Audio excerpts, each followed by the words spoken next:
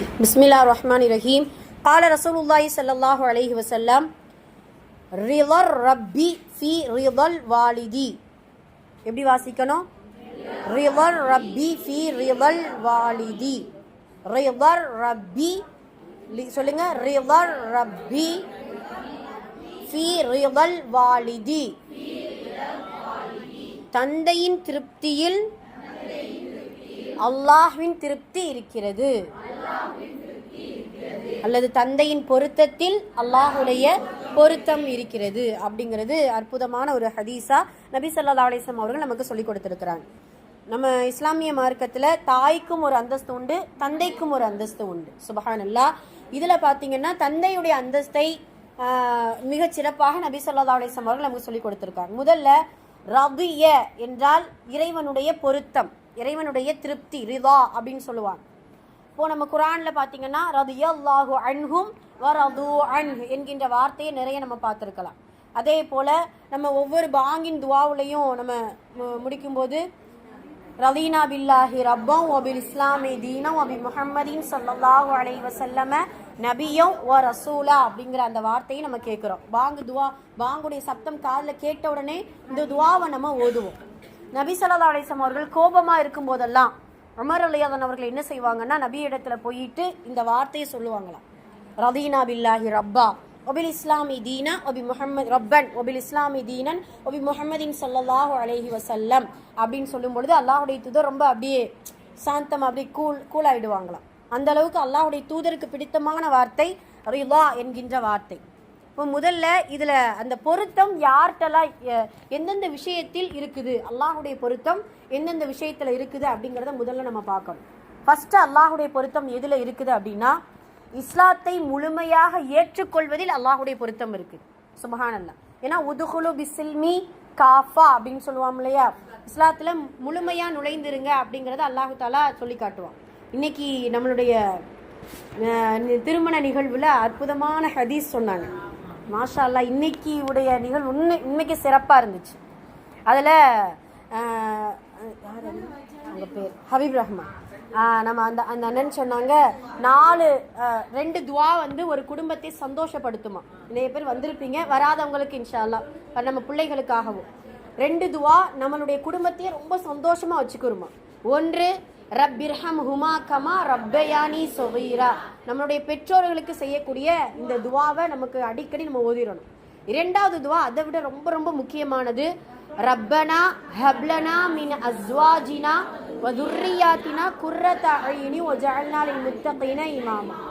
எங்களுடைய இறைவா, எங்களுடைய துணைகளை, எங்களுடைய வாழ்க்கை துணைகளையும் எங்களுடைய சந்ததிகளையும் குர்ரத அய்யுன் கண்ணுக்கு குளிர்ச்சியா ஆக்கிரு, முத்தகீன இமாமா வஜஅல்னி முத்தகீன இமாமா, முத்தகீன்கள் இறையச்சம் உடையவர்களுக்கு முன்னோடியாக இமாமாக ஆக்கிவிடு, எங்களை ஆக்கிவிடு அப்படின்னு சொல்லிட்டு இந்த 2 துவாக்கள் நம்மளுடைய குடும்பத்தை சந்தோஷப்படுத்தும் அப்படிங்கிறத சொன்னாங்க. உண்மையாகவே இந்த துவாவில் அவ்வளவு ஒரு அற்புதமான ஒரு சக்தி இருக்குது. ஒவ்வொரு துவாக்கள்லையுமே ஒவ்வொரு குடும்பத்தில் நமக்கே சொல்லுவாங்க இல்லையா, எங்கள் குடும்பத்தில் ரொம்ப கஷ்டமாக இருக்குது, நிம்மதி இல்லை, ஒரே சண்டையாக இருக்குது, ஒரே ஒற்றுமை இல்லாமல் இருக்குது அப்படின்னு சொல்லும் பொழுது கண்டிப்பாக இந்த துவா ஓதும்பொழுது அல்லாஹு தாலா ஒரு ஒற்றுமையை கொடுத்துருவான் இன்ஷா அல்லாஹ். அதே போல் இந்த முத்தகீன் அப்படின்னு சொன்னால் அதுக்கு ஒரு அழகான அற்புதமான விளக்கம் கொடுத்தாங்க. ஒரு 4 தன்மைகளை சொன்னாங்க. ஒரு தனி மனிதன், ஒரு மனிதன் எப்படியான படித்தரத்தில் நம்ம வாழணும் அப்படிங்கிறதுக்கு அற்புதமான விளக்கம் சொன்னாங்க. ஃபஸ்ட்டு நம்ம முஸ்லீமாக இருக்கணுமா. முஸ்லீம் யார் வேணாலும் இருந்துக்கிறலாம். அதாவது லா இலாஹ இல்லல்லாஹ் முஹம்மது ரசூலுல்லாஹ் என்று சொல்லிய கலிமா சொல்லிய ஒவ்வொரு மனிதனும் முஸ்லீம். முஸ்லீம் என்றால் அஸ்லாம் என்கின்ற வார்த்தையிலிருந்து வருவது அப்படிங்கிறத சொன்னாங்க. அது நமக்கு தெரியும். அடிபணிதல், கட்டுப்படுதல், சரணடைதல் அப்படின்னு சொல்வது அதற்கான அர்த்தம். 2வது, முக்மீனாகத்தான் அல்லாஹ் தேர்ந்தெடுக்கப்பட்டவர்கள் மட்டும்தான் முக்மீனாக முடியும். சுபஹானல்லாஹ். முஸ்லீமை விட முக்மீனுக்கு வேல்யூ அதிகம். ஏன்னா அடிபணிஞ்சிடலாம், ஆனால் ஈமான் இருக்குல்ல, அந்த ஈமானை பாதுகாத்து முக்மீன் என்கின்ற அந்தஸ்து பெறுவது ரொம்ப கடினம். எதெல்லாம் ஈமானை பறிக்கக்கூடிய அந்த விஷயங்கள்லாம் இருக்குதோ, நஃப்ஸு, ஷைத்தான், சில கெட்ட மனிதர்கள், ஜின்னத்தி ஒன்னாஸ் இருக்கு இல்லையா, மனிதர்களிலும் ஜின்களிலும் நிறைய வஸ்வசா இருக்குது. அந்த வஸ்வசாவெல்லாம் நீக்கிட்டு பியூர் முக்மீனா ஒரு மனிதன் அடுத்த படித்தரத்தை அடையணுமா. அதுக்கப்புறம் முத்தகீன்கள், இறைவனுக்கு ரொம்ப பிடித்தமான ஒரு அந்தஸ்தை கொண்டவர்கள், இறையச்சமுடையவர்கள். அந்த இறைச்சமுடையவர்களுக்கு தான் அல்லாஹ் தஆலா சொர்க்கத்தையே தயார் செஞ்சு வச்சிருக்கிறான். அந்த முத்தகீன்கள் என்கின்ற படித்தரத்தை கொண்டுதான் இந்த துஆவை வந்து நமக்கு அல்லாஹ் தஆலா கற்றுக் கொடுக்கிறான். ஜஅல்னி லில் முத்தகீன இமாமா லில் முஃமினீன இமாமா லில் முஸ்லிமீன இமாமா லில் முத்தகீன இமாமா. சுப்ஹானல்லாஹ். அப்போ முத்தகீனை கொண்டுதான் அல்லாஹ் தஆலா முத்தகீன்களாக இருந்து அவர்களுக்கு முன்னோடியே நம்ம என்ன செய்யணும் இன்ஷா அல்லாஹ் ஆக்கணும் அப்படின்ட்டு சொன்னாங்க. அதே போல முஹ்சின் சொன்னாங்க. அதுக்கு விளக்கம் இல்லை. அது என்ன விளக்கம் அப்படின்னு சொன்னா, என்ன விளக்கம்? முஹ்சின் என்றால் எப்படி என்ன அப்படின்னா, இறைவன் பார்க்கிறான் என்கின்ற அச்சத்தோடு இருப்பதுதான் முஹ்சின். ரசூல்லா இடத்துல ஒரு கொஸ்டின் ஜிப்ரீல் அலைஹிஸ்ஸலாம் கொஸ்டின் கேட்பாங்கல்ல, அதுல முஹ்சின் என்றால் என்ன, இஹ்சான் என்றால் என்ன அப்படின்னு கேட்பாங்க. அதுனா என்ன? தொழுகும் பொழுது இறைவனை நாம் பார்க்காவிட்டாலும் இறைவன் நம்மை பார்க்கிறான் என்கின்ற அச்சத்தோடு இருப்பதுதான் முஹ்சின்.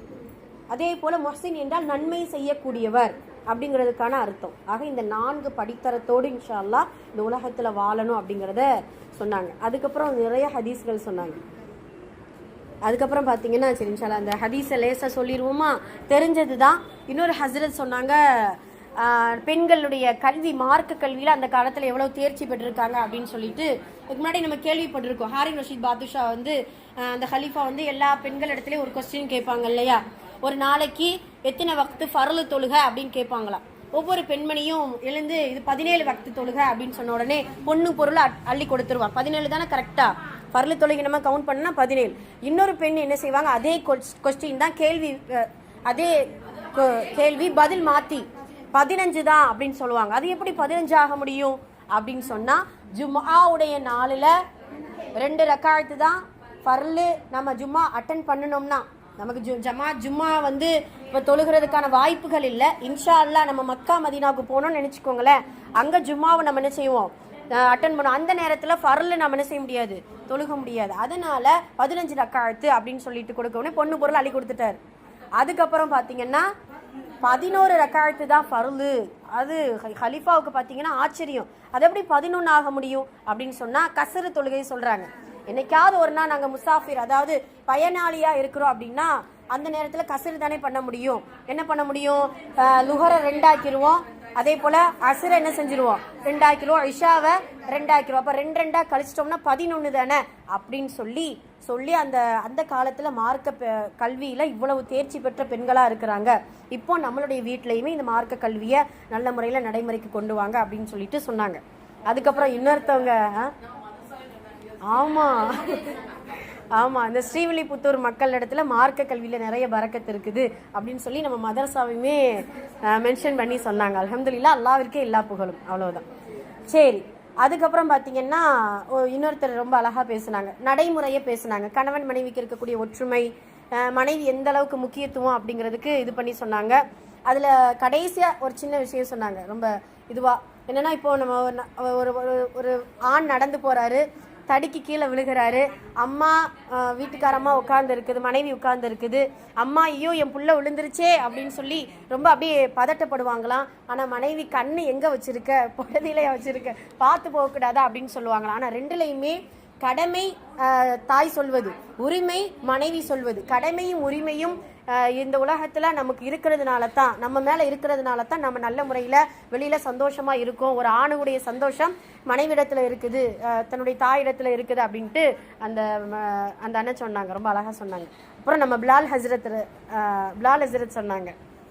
அது என்ன அப்படின்னா, ஒரு இறை வசனத்தை எடுத்து சொன்னாங்க, ரொம்ப அற்புதமாக இருந்துச்சு. மாஷா அல்லாஹ்.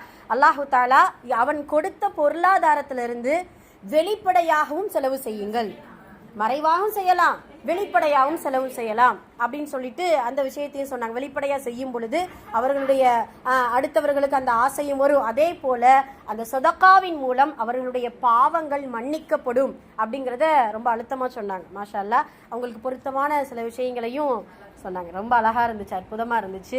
இந்த மாதிரியான நிகழ்வுகளில் தேவையில்லாத விஷயங்களை பேசிக்கொண்டோம், ரொம்ப அமைதியாக இருந்துச்சு. அதே போல் நம்ம பிலால் ஹஸ்ரத் சொன்ன மாதிரி ஒரு மாநாடு மாதிரியே இருந்துச்சு. பெரிய பெரிய உலமாக்கள் பேசுகிறாங்க. இன்னும் நிறைய பேர் டைம் இருந்தால் பேசியிருப்பாங்க. ஆமாம் ஆமாம்.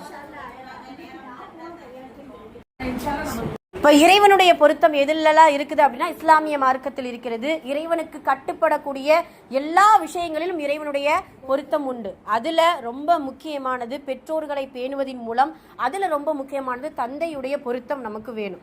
சில பேருக்கு தாய் இடத்துல ரொம்ப ஒரு முஹப்பத் இருக்கும், தந்தை இடத்துல ஒரு லெவல் கொஞ்சம் கம்மியாக இருக்கும். சில பிள்ளைகளுக்கு தந்தை ரொம்ப பிடிக்கும், தாய் ஏன்னா ரொம்ப சண்டை, அதாவது ஏதாவது அட்வைஸ் பண்ண அடிக்க இருக்கிறதுனால அது ஒரு இதுவாக இருக்கும்.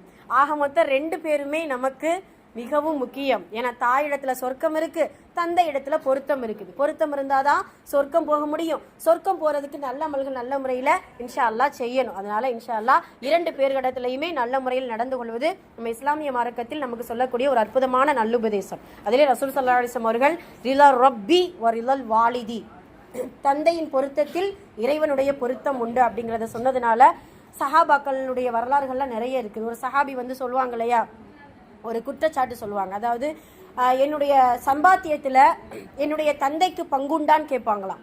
இப்போலாம் பார்க்குறோம் இல்லையா, நம்மளுடைய தாய் ஒரு இடத்துல, அதாவது பெற்றோர்கள் ஒரு இடத்துல, பிள்ளைகள் ஒரு இடத்துல காசு மட்டும் கொடுத்து விட்டா போதும், நம்ம கடமைகள் முடிஞ்சிருச்சு, அவங்களுடைய தேவைகளை நிறைவேற்றிக்கிறட்டும், கிடையவே கிடையாது. அல்லாஹு தஆலா குர்ஆனில் சொல்லும் பொழுதே ஒரு வார்த்தையை சொல்கிற, நல்லா கவனிச்சிட்டிங்களா, நாங்கள் சிறு வயதாக இருக்கும் பொழுது எங்கள் மீது எவ்வளவு அன்போடு பரிவோடு இருந்தார்களோ அதே போல் முதிர்ந்த வயது அடையும் போது நம்ம என்ன செய்யணும், பார்த்துக்கிறோம். அவங்க அன்போடு பரிவோடு நம்ம பார்த்துக்கிறணும். நம்ம என்ன செய்வோம்னா முதிர்ந்த வயதை அடையும் போது தான் நம்ம காசு கொடுத்து அவங்களுடைய தேவைகள் இதுதான் அப்படின்னு சொல்லிட்டு நம்ம இது பண்ணிடுவோம். அதனால இன்ஷா அல்லாஹ் அதையும் நல்ல முறையில் கவனிச்சுக்கிறணும். இப்போ அந்த சஹாபி கேட்ட கேள்விக்கு அல்லாஹுடைய தூதர் அற்புதமாக பதில் சொல்லுவாங்க. அவங்களுடைய தந்தையை நீங்கள் வர சொல்லுங்க அப்படின்னு சொல்லி தந்தையை வர சொல்லி வர சொல்லும் பொழுது ஜிப்ரீல் அலைஹிஸ்ஸலாம் அவர்கள் ஒரு சில விஷயங்களை நபி ஸல்லல்லாஹு அலைஹி வஸல்லம் அவர்களிடத்துல சொல்லிடுவாங்க. இப்போ உள்ள அந்த தந்தை வந்த உடனே நபி ஸல்லல்லாஹு அலைஹி வஸல்லம் சொல்லுவாங்க, என்ன தோழரே, உங்களுடைய உள்ளத்தில் ஏதோ ஒரு சில விஷயங்கள் முணுமுணுத்து கொண்டே இருக்கிறீர்களே, அது எப்படின்னா உங்களுடைய கல்பு சொல்லக்கூடிய விஷயத்தை உங்களுடைய காது கூட கேட்காத அளவுக்கு கல்புக்குள்ளேயே ஏதோ சொல்லிக்கிட்டே இருக்கீங்களே அப்படின்னு சொல்லுவாங்களாம். என்ன, எதனால, என்ன அர்த்தம், என்ன பேசுறாங்க அப்படின்னு சொன்னா, என்னுடைய மகனை கொண்டு சில கவிதைகளை நான் பாடினேன். என்ன கவிதை பாடினீங்க, நான் சின்ன வயசுல இருக்கும்போது, அவன் சின்ன வயசுல இருக்கும்போது ஏதாவது கொஞ்சம் காய்ச்சலோ இல்லை வேற ஏதாவது சின்ன சின்ன ஒரு நோய்வாய்ப்படும் பொழுது என்னுடைய உள்ளமெல்லாம் துடிச்சிரும், என்னுடைய மார்பிள் போட்டு அவனை நான் வளர்த்தேன், ஆனால் இப்பொழுது என்னை அவன் வந்து கண்டுகொள்ளாமல் இருப்பது எனக்கு ரொம்ப கஷ்டமா இருக்குது அப்படின்ட்டு நிறைய விஷயங்கள் கவிதையாக என்ன செய்வாங்க, சொல்லுவாங்க. இப்போ இதை சொல்லிட்டு நபி ஸல்லல்லாஹு அலைஹி வஸல்லம் அவர்கள் அந்த சொன்ன அந்த மகனிடத்துல சொல்லுவாங்க, தந்தைக்கு முன்னாலே மகனிடத்துல சொல்லுவாங்க, நீயும் நீ சம்பாத்தியமான அந்த பொருட்களும் உன்னுடைய தந்தைக்கு உரிமை, தந்தைக்கு சொந்தம், நீயும் சொந்தம், உன்னுடைய பொருட்களும் தந்தைக்கு தான் சொந்தம் அப்படின்னு சொல்லிட்டு சொல்லுவாங்க. சுப்ஹானல்லாஹ். அதனால கடைசி வரைக்கும் பெற்றோர்கள் என்கின்ற அந்தஸ்து அவர்கள் வயதாகும் பொழுதும் சரி, நமக்கு தந்தை என்கின்ற அந்த பந்தம் விட்டு போவது கிடையாது, தாய் என்கின்ற அந்த பந்தம் விட்டு போவது கிடையாது. அதே போலத்தான் கடைசி வரைக்கும் அவர்களுடைய கடமைகளை நல்ல முறையில் நிறைவேற்றி விட்டோமே ஆனால் சொர்க்கத்தையும் அல்லாஹுடைய பொருத்தத்தையும் இன்ஷா அல்லாஹ் தாய் தந்தையின் மூலம் பெற்றுக்கொள்ளலாம். ஏன்னா போருக்கு போய் ஷஹீதாயி ஷஹீத் என்கின்ற அந்தஸ்தோடு இறைவனை சந்திப்பதை விட பெற்றோரை நல்ல முறையில் பேணி பாதுகாத்து அவர்களுடைய முஹப்பத்தையும் துஆவையும் பெற்றாலே போதும், அந்த அந்தஸ்தை நாம் இன்ஷா அல்லாஹ் அடைந்து கொள்ளலாம். ஏன்னா போருக்கு போகும்பொழுது கூட சஹாபாக்களுக்கு சில சஹாபாக்களுக்கு அல்லாஹ்வுடைய தூதர் இப்படி தான் சொன்னாங்க, ஏன்னா நீங்கள் போருக்கு போகும்பொழுதெல்லாம் சில பெற்றோர்கள் விட மாட்டாங்களா, வீட்டில் இருக்காங்களா, அப்போ நீங்கள் என்ன செய்யாதீங்க, வராதிங்க, இப்போ உங்களுடைய தாய் தந்தையர்களுடைய முகமலர்ச்சிக்கு நீங்கள் ஆளாகிக்கோங்க அப்படின்னு சொல்லிட்டு சொல்லுவாங்க. அதனால இன்ஷா அல்லாஹ் நம்மளுடைய அல்லாஹுடைய பொருத்தத்தை பெறுவதற்கு தந்தையின் பொருத்தத்தில் நல்ல முறையில் கவனத்தோடு இருந்து அவர்களுடைய பொருத்தத்தை பெற்றோமையானால் அல்லாஹுடைய பொருத்தம் இன்ஷா அல்லாஹ் கிடைக்கும் அப்படிங்கிறத இந்த ஹதீஸ் நமக்கு உணர்த்தக்கூடிய பாடமாக இருக்கிறது. ஸதக ரசூலுல்லாஹி ஸல்லல்லாஹு